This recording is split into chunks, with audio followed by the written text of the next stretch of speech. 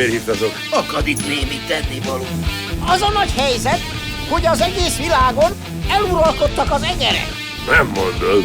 Mi erről odalent semmit se tudunk. És mi ez a masina? Egy hatalmas kutya.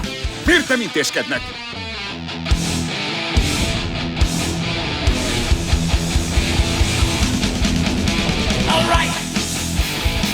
Grabowski. Szóval jó öreg Borowski. Most hová? Te vagy a főnök, nem? Én vagyok, és mindjárt bebizonyítom, ha belelépek a szádba. Szüksége van rám a hazának. Grabowskit akarom. Ökök. Safranek!